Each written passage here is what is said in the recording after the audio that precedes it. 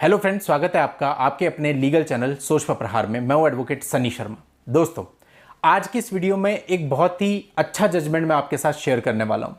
दोस्तों, आप में से बहुत सारे लोगों के मन में ये क्वेरीज होती हैं। इस वीडियो को अगर आपने पूरा देख लिया तो डेफिनेटली आप लोगों के मन से बहुत सारी क्वेरीज आज गायब होने वाली हैं।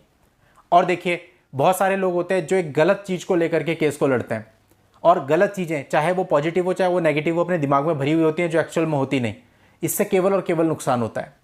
ये जो जजमेंट है ये बहुत इंपॉर्टेंट है। दोस्तों, आपने सुना होगा कि डीवी एक्ट के अंतर्गत शेयर्ड हाउस होल्ड का प्रावधान होता है, यानी कि साझा घर का प्रावधान होता है। और ये जो साझा घर होता है इसमें जो पत्नी है उसका रहने का अधिकार होता है, यानी रहने का अधिकार होता है, उसके स्वामित्व पर यानी ओनरशिप पर कोई राइट नहीं होता। अब बहुत सारे कॉल्स हमको ऐसे आते हैं कि सर ऐसा है कि मेरे पापा के नाम पे एक प्रॉपर्टी है, मेरी मम्मी के नाम पे एक प्रॉपर्टी है, या हमारी कोई एंसेस्ट्रल प्रॉपर्टी है, या मेरे नाम पे कोई प्रॉपर्टी है, मैं क्या करूं, किसके नाम ट्रांसफर करूं, क्या मैं अपने आप को डिसोन करा लूं। तरह तरह के कन्फ्यूजन इंसान के अंदर होते हैं। ऐसे डीवी एक्ट के अंतर्गत क्या होता है कि आप जो हस्बैंड होता है हस्बैंड से मेंटेनेंस क्लेम कर सकते हैं, कंपनसेशन क्लेम कर सकते हैं, बहुत सारी चीज़ें क्लेम कर सकते हैं। लेकिन दोस्तों, जो देखा जाता है वो ये है कि डीवी एक्ट के अंतर्गत एक तो मेंटेनेंस ग्रांट होता है, सेकंड एक रेसिडेंशियल राइट का ऑर्डर ग्रांट होता है, यानी जो पत्नी होती है उसको शेयर्ड हाउस होल्ड में निवास का अधिकार मिल जाता है या फिर उसके लिए वैकल्पिक आवास की व्यवस्था की जाती है। अब डीवी एक्ट के अंतर्गत कोई भी महिला अपनी तरफ से ये केस फाइल कर सकती है, लेकिन जो मेंटेनेंस का अधिकार है वो पत्नी को और बच्चों को ही है। अब बच्चे भी वो जो कि 18 वर्ष से कम हो, 18 वर्ष से ऊपर के बच्चों को मेंटेनेंस नहीं मिलेगा, ये स्पष्ट है। और लड़की यदि मेजोरिटी हासिल कर चुकी है लेकिन उसकी मैरिज अभी तक नहीं हुई है तो भी वो मेंटेनेंस की अधिकारिणी नहीं है। यानी कि महिला को जो डीवी एक्ट के अंतर्गत रिलीफ मिलता है वो हो गया मेंटेनेंस का और रेसिडेंशियल राइट का। अब ये जो रेसिडेंशियल राइट वाला पार्ट है इसी पर सबसे ज्यादा कंफ्यूजन है। अब देखो, कई बार तो ऐसा होता है कि आपका आपसी सेटलमेंट हो जाता है, उसमें तो सब चीजें खत्म कर दी जाती है, लेकिन कई बार होता है कि डाइवोर्स तो हो जाता है लेकिन बाकी के केस वैसे ही चल रहे होते हैं। अब दोस्तों, यहाँ क्या मामला था, ये मामला मैं आपको पूरा समझाता हूँ। और इस मामले में आगे बढ़ने से पहले आपसे कहना चाहूंगा, यदि आपने अभी तक भी चैनल को सब्सक्राइब नहीं किया है तो फटाफट चैनल को सब्सक्राइब करके नोटिफिकेशन बेल पर जरूर क्लिक कर लें, ताकि इस चैनल पर आने वाली सभी वीडियोज की निरंतर और सबसे पहले जानकारियां आपको मिलती रहें। दोस्तों, इस मामले में जो घर था, जो शेयर्ड हाउस होल्ड था, वो पति की माताजी का था और उनका देहांत हो गया था, तो उसके बाद वो पति के कब्जे में आ गया था। 1994 में शादी के बाद जो पत्नी है वो उसी घर में निवास करने लगी थी।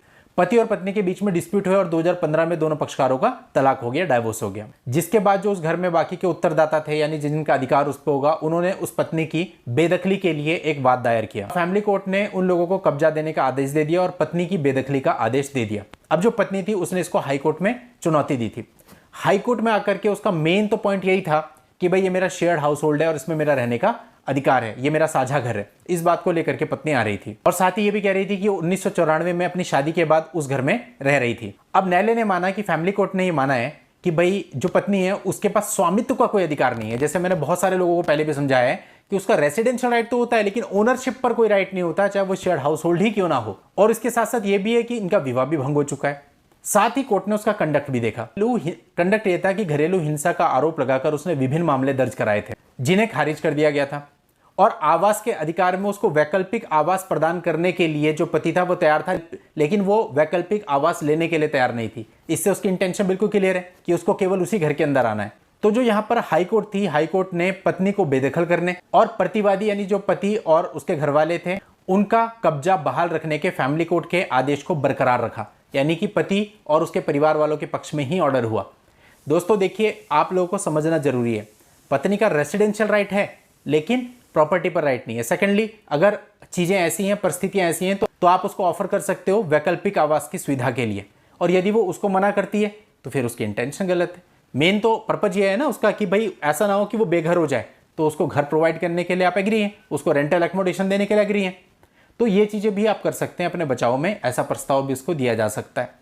तो दोस्तों, आपको घबराने की बिल्कुल भी आवश्यकता नहीं है। शेयर्ड हाउस होल्ड में उसका केवल रेसिडेंशियल राइट होता है। अगर कोई बेदखली का ऑर्डर हुआ है तो ऐसा नहीं है कि उसका जो वो साझा घर का अधिकार है वो उस बेदखली के ऑर्डर को जो है कैंसिल कर देगा, ऐसा नहीं होता है। वही इस मामले में, और ये बहुत ही इंपॉर्टेंट मामला है क्योंकि इस तरह के डिस्प्यूट्स अधिकतर लोगों के बीच में होंगे। आप लोगों की हेल्प के लिए जजमेंट का लिंक आपको इस वीडियो के नीचे डिस्क्रिप्शन में मिल जाएगा, वहां जाके आप इस पूरे मामले की जानकारी ले सकते हैं। आज की इस वीडियो में इतना ही। नेक्स्ट वीडियो में नई जानकारी के साथ मैं आपसे फिर मिलता हूं, तब तक के लिए goodbye, thank you for watching, take care.